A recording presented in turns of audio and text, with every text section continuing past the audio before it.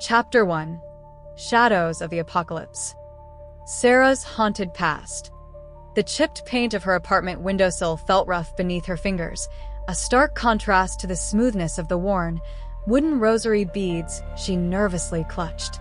Sarah traced the familiar contours of the crucifix, her breath hitching in her chest. The rhythmic clicking of the news channel on the muted television offered a grim counterpoint to the frantic beat of her heart. Another earthquake, this time in Indonesia, swallowing villages whole. Another plague outbreak, this one in Africa, defying all known treatments. Another border skirmish escalating into full-blown war. The world, it seemed, was unraveling at the seams. It wasn't just the news that rattled her. It was the unsettling feeling that had settled deep in her bones, a pervasive unease that had been growing for months, a silent, insidious dread that whispered of impending doom. Sleep offered little respite. Her nights were haunted by fragmented images, flickering flames, anguished cries, the chilling echo of shattering glass. Memories or nightmares. The line had blurred, leaving her perpetually on edge, teetering between waking reality and the nightmarish echoes of her past. Her past. The word itself was a loaded gun, a single trigger pull away from unleashing a torrent of pain. It had started with the promise of a career she'd always dreamed of, a respected journalist uncovering the truth. But that truth had struck her with the force of a physical blow, leaving her scarred and broken. She'd been investigating a human trafficking ring, a dark underbelly of society that preyed on the vulnerable. She had gotten dangerously close, too close. A threat, a warning scribbled on a napkin, a menacing phone call in the dead of night. They were all precursors to the final, devastating act.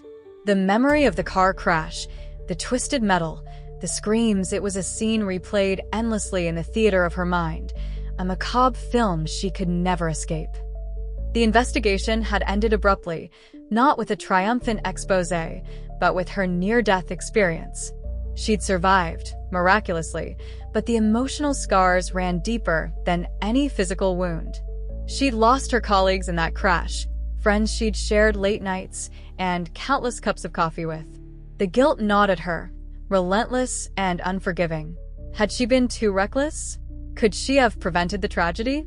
These questions, unanswered and unanswerable, clawed at her conscience.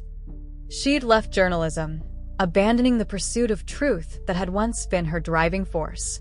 The trauma had shattered her confidence, leaving her with a deep-seated fear, a crippling anxiety that paralyzed her, making her believe she was unworthy of God's love. Her faith, once a strong anchor, had been reduced to a flickering candle flame, struggling against the gale-force winds of despair. The vibrant, ambitious journalist had been replaced by a shell of a woman, withdrawn and haunted by the ghosts of her past. Even her small circle of friends couldn't penetrate the wall she'd built around her heart. Attempts at meaningful conversation always ended in choked silences and a retreat into her own desolate world. She'd become a recluse, shying away from the vibrant energy of life, preferring the quiet comfort of her own solitude, although that comfort had become anything but. She found herself constantly looking over her shoulder, a victim of her own haunting memories, a prisoner in the cage of her trauma. The escalating global chaos felt like a mirror reflecting the inner turmoil that consumed her. The earthquakes and plagues, the wars and famines, they mirrored the earthquake of her own soul, the plague of her guilt, the war waged within her own heart, the famine of faith that left her spiritually starved. Was this the end? Was this the apocalypse she had only ever read about in biblical prophecies? The growing unease wasn't just fear of the world ending, it was a fear that she herself was already ending, spiraling down into a darkness that seemed to have no end. But there was something else, a faint flicker of something beyond the darkness. A tiny spark that ignited in the depths of her soul, a whisper of hope that refused to be silenced. It started subtly with a persistent feeling that she was meant to do something, to understand something. It was a calling, not from the outside world, but from within, a persistent inner voice urging her forward. It urged her to look beyond her pain, to find a meaning in the chaos, to find a way to connect the disparate pieces of this puzzle and to find some semblance of peace before the world completely fell apart. The turning point began with a tattered, antique book she found nestled amidst a pile of forgotten belongings in her grandmother's attic. It was a worn leather-bound volume, its pages brittle with age, filled with cryptic symbols and passages she couldn't decipher. But one passage, highlighted in faded, crimson ink, jumped out at her, a chilling prophecy that resonated deeply within her. It spoke of a time of great tribulation, of signs in the heavens and on earth, of a cataclysmic event that would precede the second coming of Christ. This wasn't some sensationalist novel. This prophecy echoed the very reality she was now experiencing. It spoke of earthquakes and plagues, of nations rising against nations, of a global upheaval that would shake the foundations of the world. And the more she read, the more she realized the unsettling accuracy of these prophecies. The prophecies mirrored the news reports that had been terrifying her. This was no coincidence. This was a warning. The ancient texts detailed not just the signs of the apocalypse, but also a secret society known as the Covenant, a group of believers dedicated to deciphering biblical codes and preparing for the rapture. This group was the only possible hope left for humanity. They sought to make sense of the biblical prophecies and prepare themselves spiritually and practically for the imminent end times. The idea of this secret society, hidden in plain sight, sparked a surge of hope and a renewed determination within Sarah. Maybe there was a way out not only for the world, but for herself as well. The next few days were a blur of research, a frantic scramble to verify the authenticity of the ancient prophecy and the existence of the covenant. She delved into obscure theological texts, searching for any clue that could lead her to this clandestine group. The internet became her lifeline, a chaotic sea of information where she searched for any confirmation of what her grandmother's ancient book had revealed. She scoured forums, blogs, and websites dedicated to biblical prophecy and eschatology, searching for hidden meanings that might reveal the secrets of this covenant. The weight of her past trauma began to lift slightly as she pursued this new path. Her days were no longer dominated by guilt and fear. They were now focused on the possibility of redemption, not just for herself, but for the world. The urgency of the situation, the imminent threat of the apocalypse, gave a purpose to her renewed faith. Prayer became her constant companion, a lifeline to a power far greater than herself. She felt an urgent need to discover the meaning behind her past trauma and the purpose it had to play in these upcoming times.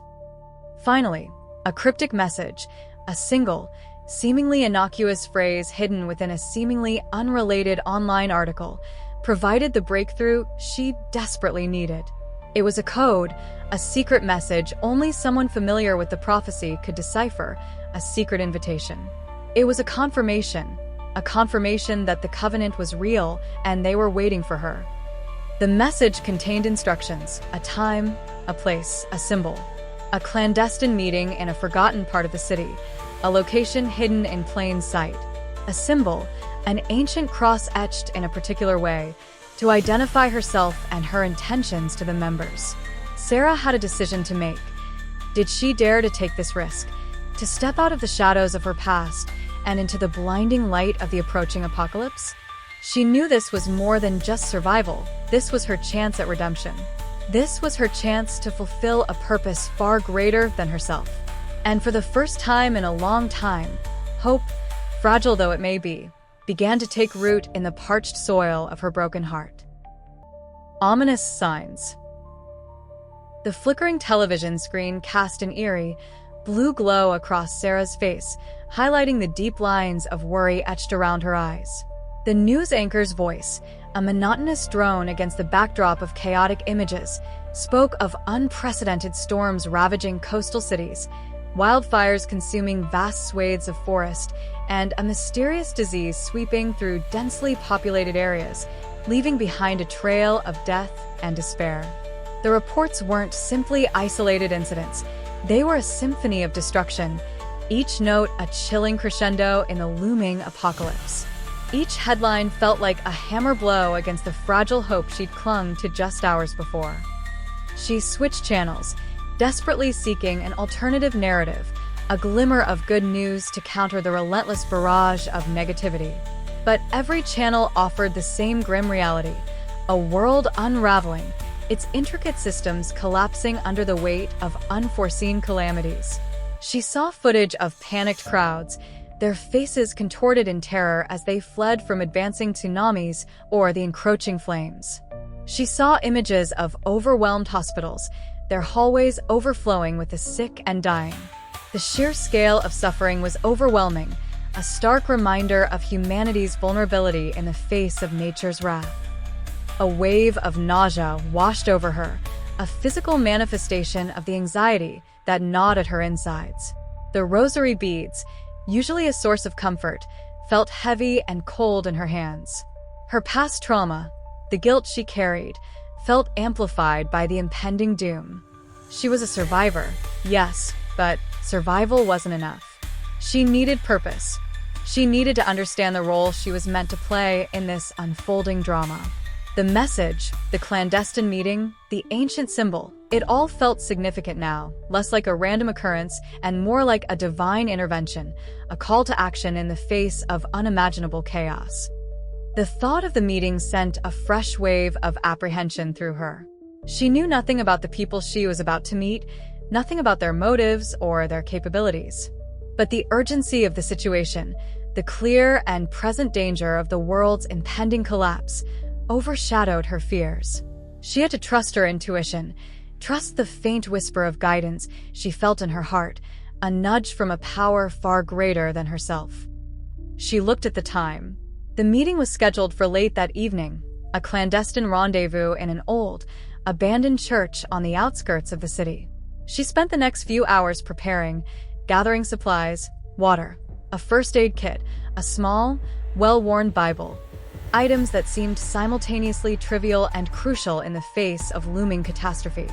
She chose her clothes carefully, opting for practical, comfortable attire suitable for both navigating the decaying urban landscape and potentially escaping danger. Each item she packed felt weighted with the significance of her impending decision, each a tangible representation of her commitment to facing the unknown. As dusk settled, casting long, ominous shadows across the cityscape, Sarah found herself standing before the decaying church. The stained glass windows were shattered, their vibrant colors faded and dulled by time and neglect. The once grand entrance was marred by rusting iron gates hanging precariously from their hinges. The air hung heavy with the scent of damp earth and decaying wood, a grim and fitting atmosphere for a meeting concerning the end of the world. With a deep breath, she pushed open the creaking gates, the rusty hinges groaning in protest. The interior of the church was even more desolate than the outside suggested. Dust motes danced in the weak beams of her flashlight, illuminating peeling paint, crumbling plaster, and scattered debris. A chill permeated the air, a palpable sense of emptiness and desolation.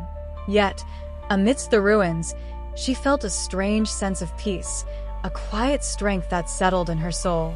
This wasn't simply a meeting, it was a refuge, a sanctuary from the storm raging outside.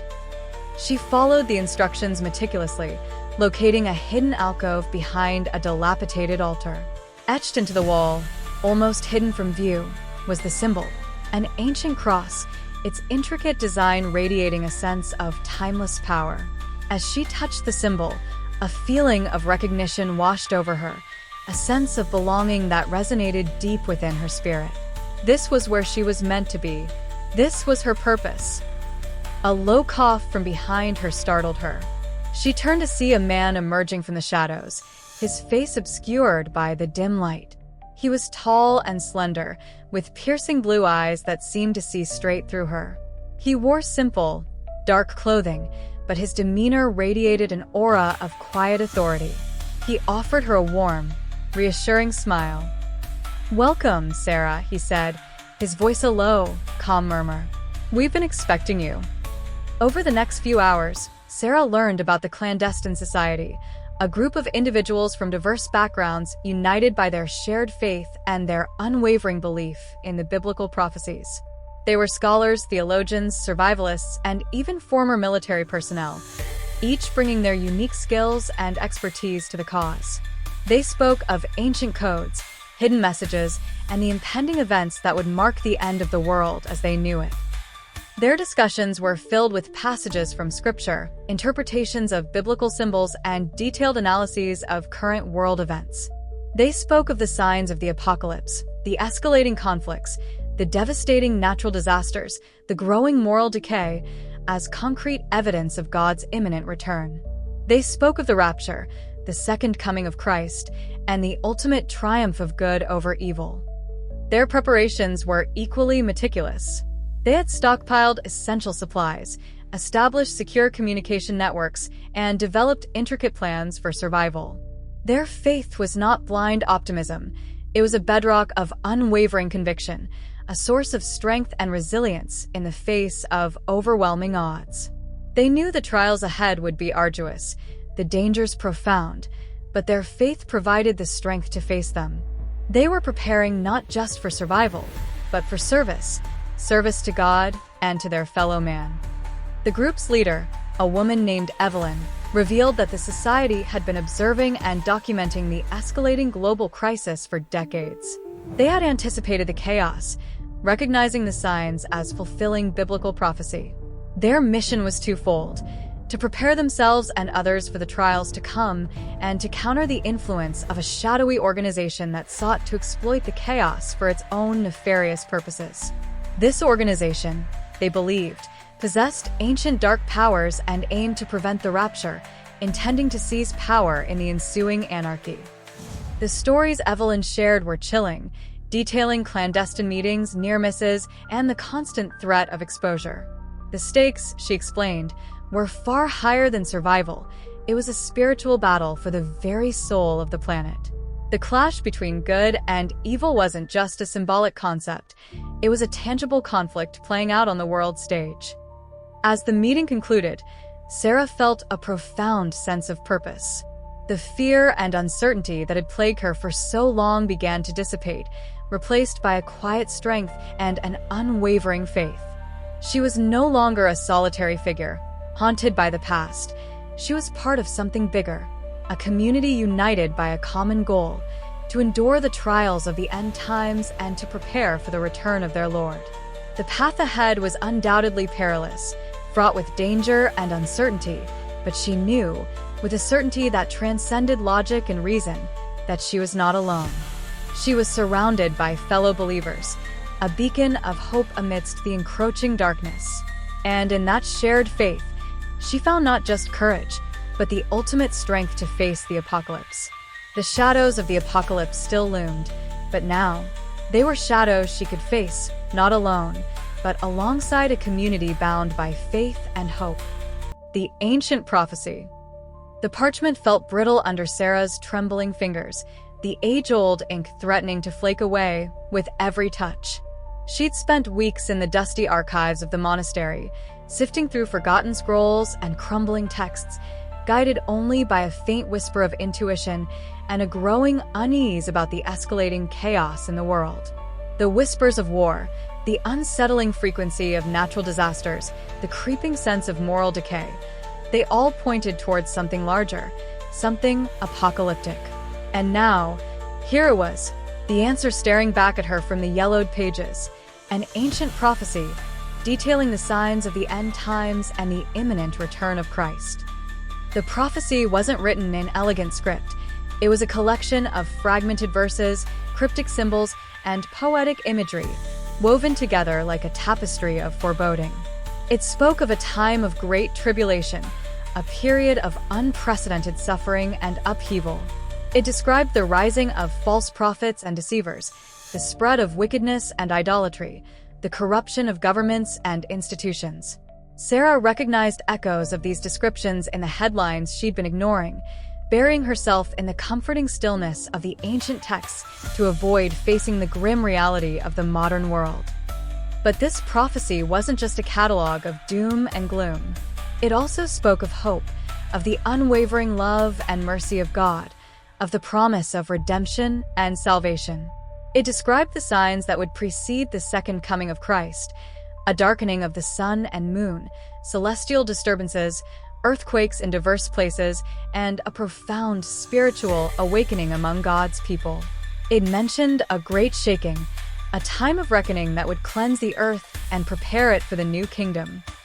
One passage, particularly vivid and disturbing, described a mark of the beast, a symbol of allegiance to a tyrannical global power that would demand absolute obedience. This mark, the prophecy warned, would be the ultimate test of faith, separating those who chose to follow Christ from those who succumbed to the seductive allure of worldly power. Sarah shivered, realizing the unsettling implications. The increasing centralization of global power, the growing surveillance state, the relentless push towards a cashless society, it all seemed to resonate with the ominous description of the mark. Another passage, however, offered a counterpoint to the impending darkness. It spoke of a remnant, a faithful community of believers who would stand firm in their faith amidst the chaos, holding on to the truth of the gospel even when surrounded by deception and persecution. This remnant, the prophecy declared, would be the light of the world in the encroaching darkness, a beacon of hope in a time of despair. This passage resonated deeply with Sarah. She felt a sense of calling, a stirring within her spirit, compelling her to join this remnant, to be a part of something greater than herself. As she delved deeper into the prophecy, Sarah discovered a recurring motif: the number 7. 7 seals, 7 trumpets, 7 plagues, all mentioned in symbolic language, hinting at a sequence of events leading to the final judgment. She meticulously copied the ancient text, her hand shaking slightly, as if the very act of transcription was infusing her with the prophecy's weight. Each symbol, each verse, felt imbued with a potent spiritual energy. She felt the presence of God, a tangible sense of the divine, urging her forward. It was more than just history. It felt like a living, breathing revelation. The prophecy was not just a historical document. It felt like a warning, a message from God himself. The details were both terrifying and awe-inspiring, painting a picture of a world spiraling towards destruction while simultaneously promising the ultimate victory of good over evil.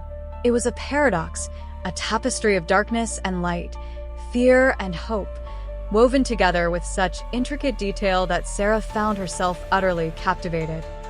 As she transcribed the text, Sarah began to recognize patterns and connections she'd missed at first glance. The verses were not simply chronological, they seemed to be layered, revealing deeper meanings with each rereading. She realized the prophecy was not just a prediction of future events, but a roadmap for navigating the coming storm. It provided clues, warnings, and even instructions on how to endure the tribulation and remain steadfast in faith.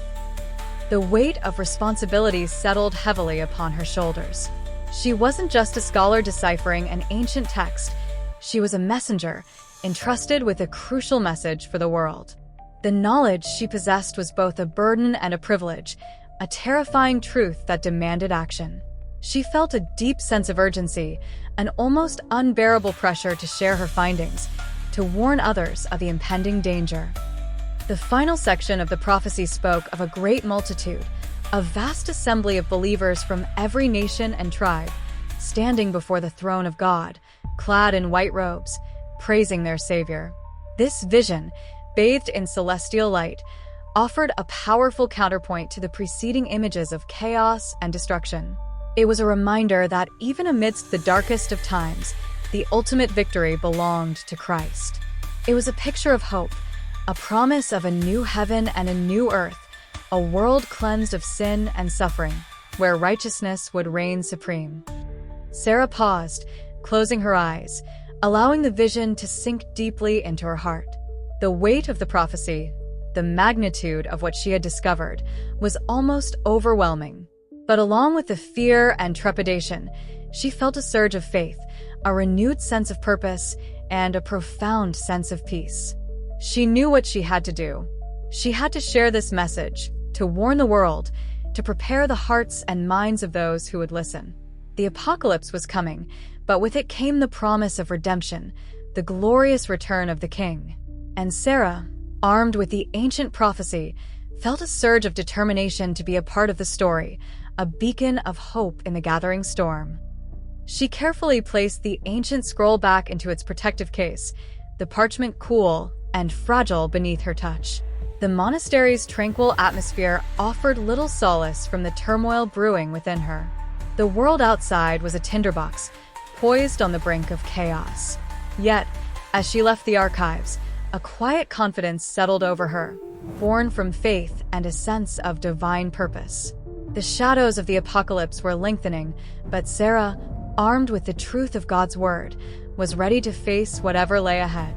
The prophecy wasn't just a prediction. It was a call to action, a summons to stand firm in the face of adversity, and a testament to the enduring power of faith in the midst of a world consumed by fear. The ancient words, once cryptic and veiled in mystery, now resonated with a powerful clarity, lighting her path forward as she stepped out into the uncertain future. Her heart, though heavy with the knowledge of impending doom, beat steadily with a faith stronger than any fear. The journey would be perilous, but she would not walk alone. God was with her, and that was all that mattered.